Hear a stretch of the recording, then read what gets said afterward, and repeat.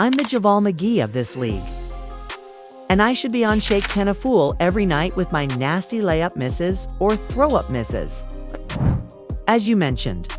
But forget all that, my team is now 4-11.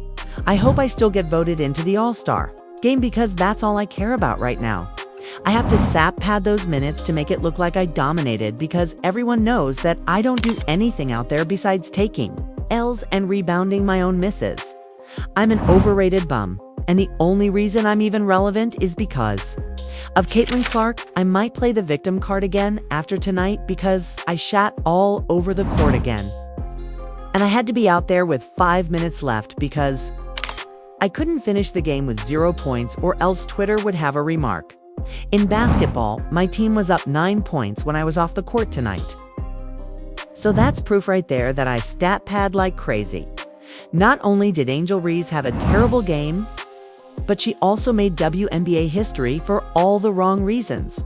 She had 0 field goals, 5 turnovers, national TV, yikes Mia, 2 points, 12 rebounds, 3 steals. 0 for 8 from the field and 33% from the free throw line. Angel Reese scored 5 points, 5 turnovers, 1 assist, and 1 assist. As the Chicago sky collapsed, Caitlin Clark was quietly spearheading a revolution in Indiana. Handoff Clark, skip past a left wing, and Cunningham tees it up. And the 3 are good. This is when everything changed. Angel Reese entered this season with the spotlight blazing, endorsements, and millions of fans watching every move. But when it mattered most, she disappeared. Angel is back in action against the New York Liberty. What did she do in the double-doubles last year? She broke records. Angel Reese is continuing where she left off, breaking more WNBA records. Unfortunately for Sky fans, though, it resulted in a loss to the Chicago Sky of 9,974. She played 27 minutes without making a basket and had 0 field goals and 0 shots. Reese grabbed her own rebound, not once, twice, but 4 times in a row, and missed every single putback. Let's get to the point because, as the kids say, the diabolical sequence is the nastiest work ever put in. Porn stars don't put in this kind of nasty work. It wasn't just a bad shooting night. It was a breakdown. One possession went viral, leaving the internet wondering, is this even real? Ree, who is skilled at grabbing offensive rebounds, picks it up with the Miss Angel and asks, "Kimmy, how about another?" Persistence in trying to pay it off causes Jones to get a piece before Angel gives up, but at least she finally passed. The ball out wide open with no defenders in sight, just her and the reman she still couldn't convert. This wasn't an isolated incident, as Reese shot 0. When you combine her 8 from the field, 5 turnovers, and a technical foul for arguing with the referees, you get one of the worst individual performances in WNBA history. Perhaps it's time for Angel Reese to try playing a different game, like Winx, but I'm not sure what game she wants to play. One thing, though, is that she is eager for the unmatched season to begin. The Chicago Sky weren't just losing, they were also feeling humiliated after losing to the Indiana Fever and Caitlin Clark only a few days earlier. They then lost to the New York Liberty once more. And as I sit here and watch that, I'm exhausted. I believe that Angel and Sean Quell are also exhausted. The Sky scored 9 points in the second quarter, which is less than the number of points you have on your hands, right? 9 points in the second quarter, folks. If a team scores fewer points than you have fingers, that's bad. If a team scores fewer points than you have fingers, that's a serious problem. Over the course of 2 games, Chicago was outscored by a total of 60 points, which was the worst start to a season in WNBA history. However, this year, we won't just roll over and let you get your double-doubles, and the New York Liberty shouted out to them when the Chicago Sky visited town. And the New York Liberty defeated them. Fans referred to it as a basketball funeral, and even non-WNBA fans posted memes and videos of Reese's missed layups. Reese's body language conveyed the entire story, with her shoulders slumped, her stares blank, and her teammates looking perplexed. I'll point out that she is also feeling the weight of what did not happen over the weekend because, once more, here we are, 6 days later, and this is Friday, which was Saturday. With absolutely no evidence of any racial accusations, and at one point, you could hear a fan yell, "Pass the ball!" She attempted another crazy shot under the rim, Courtney Vanderloot. One of the league's most admired veterans stood a few feet away, her hands wide open, watching helplessly as Ree missed. Again. Music, bro? No way. No way past the wall. No one remembered that when you go 0 points, Angel Reese women's basketball back 30,000 years last night timing. Really? Back to the time of Tarek spots, she does get rebounds so she can actually rebound the ball, but she is unable to shoot the ball. For 8 points in a professional game and scored just 2 points renders the rest meaningless. But as Chicago descended into chaos, something, as the kids would say, diabolical was happening. Something completely different was going on in Indiana. Caitlin Clark, the player who is jeered in away arenas and hailed like a superstar at home games, was leading her team and doing what stars are supposed to do. Her left lane step-back jumper swishes in, eyes down the floor, snaps it past Cunningham, underneath the hoop, and it goes from left to right, which is good. Oh my. That concludes the first half of Fever 37 Dream 34 after Atlanta just pushed her around. They are down 11 points to begin the fourth quarter, and to Clark's in the Fever rallied for a decisive victory. 2 days prior, signature Caitlin Clark shot. She will launcho. Yes. Caitlin Clark's fifth three on the night, our Indiana members credit. Union winning combination is Boston Z Clark. We've seen her hit some impressive shots during her brief time in Indiana, and while Clark didn't drop a triple-double this time, she still managed to make a statement. When the pressure increases, some players shrink, while others evolve. Caitlin Clark is evolving. She's not just surviving in the WNBA, she's learning to adapt, adjust, and most importantly, she's winning 3 games. She didn't need to do that. She controlled the game, slowed down the pace, got her teammates involved, and made sure everyone followed the plan. That's the difference that separates chaos from leadership. With just seconds remaining in the half, Caitlin's left wing lost her balance and made a three-pointer. But Caitlin Clark buried it and began 2025 with a triple-double against the Dream. Clark trusted her teammates and didn't try to play hero ball. Players like Sophie Cunningham and Lexi Hall exploded off the bench while Aliyah Boston controlled the paint. This wasn't a one-woman show. Rather, it was a team reacting too. There are 3 players in the starting lineup with 3 or more fouls. And Atlanta has 3 players on the bench right now at 5 as Aliyah Boston. Clark found a lane and she'll take it. Ryan Howard Caitlin Clark found a way to miss excellent shifty getting into the paint. Pedal, and she's stayed in it mentally right here. She does a little Hesse spin move to get Howard, while Clark is surrounded by players assuming their roles and stepping up, reappears isolated, confused, and under pressure. It's beginning to show that social media didn't just turn on Angel Reese. It consumed her. So now we have a person standing in a room with a spotlight on them every time they play basketball. This is the kind of intangible Chicago is, obviously, lacking. Additionally, the basketball wasn't good because it wasn't good before. But guys, when you're at 2,656, we're calling it 27 minutes with 0 from 8 for the field and 8 offensive rebounds. Don't worry, we'll get to the video clip after clip of her missing layups, rebounds without a finish, and meme after meme of her going 0 for everything. The fans weren't just frustrated, they were stunned. The reactions weren't quiet either. Look at this, oh my God. It's a 20-second sequence of events that's ugly. Angel Reese gets an offensive rebound. Jonquel Jones blocks a 1-foot layup. Angel misses a layup.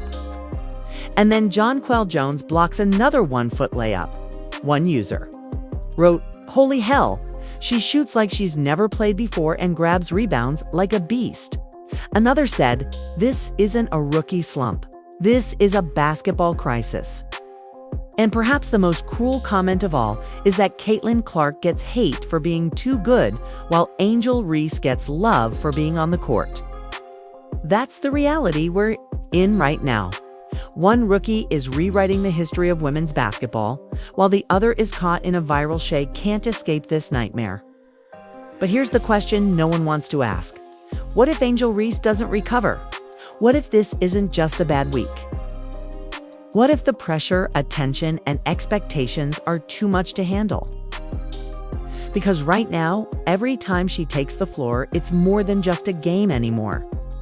It's a test. And the next time she fails, it might cost her not just a win, but everything. They tried to team up on me with 3 players because Sheldon exploded after the WNBA finally punished Caitlin Clark's attacker. And that's not an exaggeration, one eye poke. One brutal. I just want to say that Marina Murray is a bum, and I own her. She shoved me like that was going to change the score. After she was out there putting up Angel Reese stats with her 6 points and 8 rebounds, I cooked their entire squad. And I had to tell their bench after I hit that 3-pointer to shut their asses up. Takedown, and the entire league took offense at the blatant punishment, and Sheldon was incensed. I believe that this is one of the new trends in the WNBA, which is that, in addition to being good at basketball, some of these women also look like women, whereas previously they looked like men. I don't think we've asked you this about the WNBA as a whole, but I think it's the moment they're having right now in Caitlin and kind of this new era, seemingly, of women's basketball. And I love it. I think it's great for the game when people watch basketball and they see these gorgeous women playing basketball. What do you think? They look like beautiful women playing basketball. If the league believed that $2,000 fine was sufficient, they seriously misread the room. It was supposed to be a routine possession, just another defensive rotation between the Indiana Fever and the team. But I believe W is just as competitive and possibly even more chippy. Do you know what I mean? Something that could bring down everything. That's built around Caitlin Clark. The crowd gasped when JCS Sheldon stepped up to protect Caitlin Clark. But it became much more obscene when he didn't just reach into her hand and poke her in the eye. It was a flagrant, and Clark staggered backward, clutching her face in obvious pain. But there was no ejection or warning, just a flagrant one. And the ball was so far away, the referees watched this and concluded that it was a flagrant one. But how did they determine that it was a flagrant and not a flagrant two?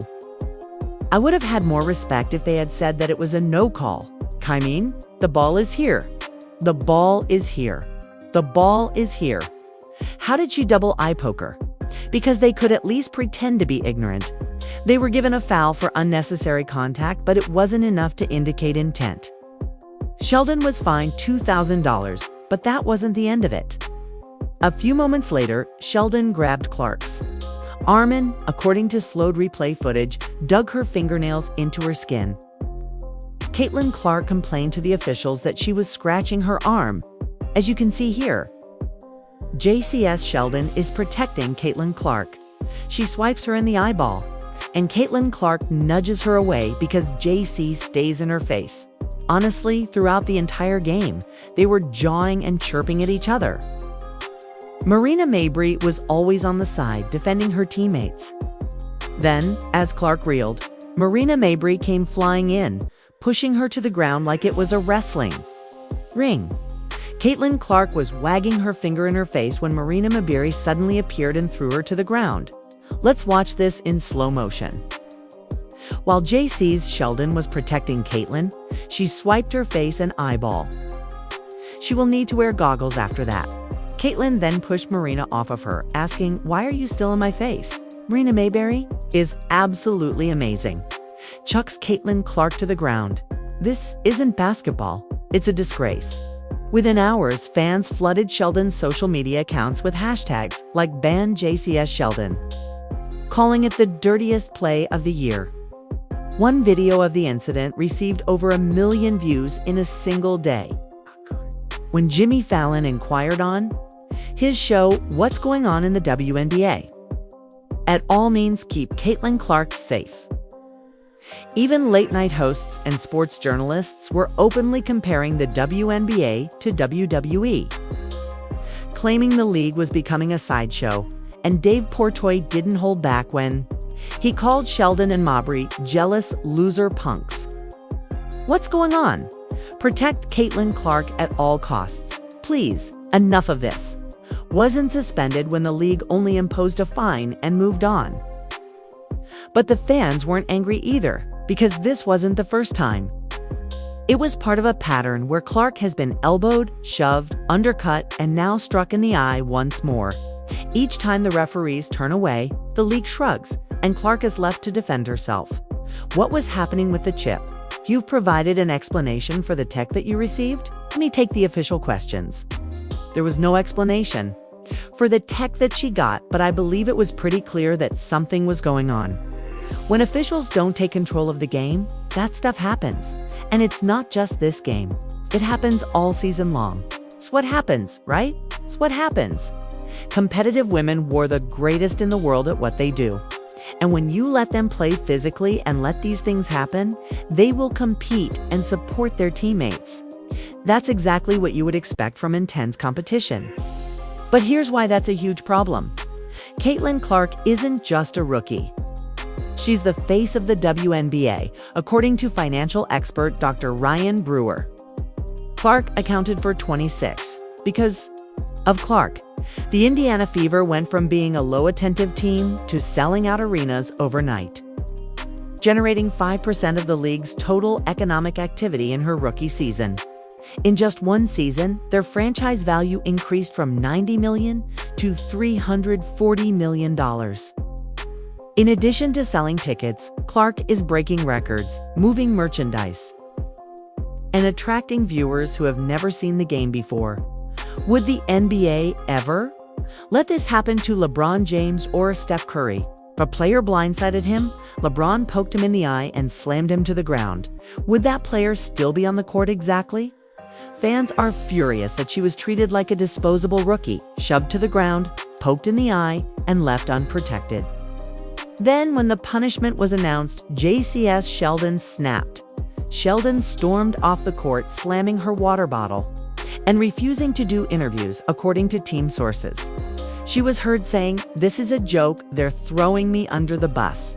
To Sheldon, this was more than just a fine. It was a character assassination. She felt that the league had used her as a scapegoat to defend their golden ticket, and perhaps she wasn't mistaken, because she is now trending for all the wrong reasons. Her portrayal as the villain, cheap shot artist, and symbol of everything wrong with the WNBA's treatment of its stars is not unique. Other players have also been vocal, but behind the scenes, there is growing resentment among those who believe the league is manipulating everything around Clark, from the rest to the media spotlight.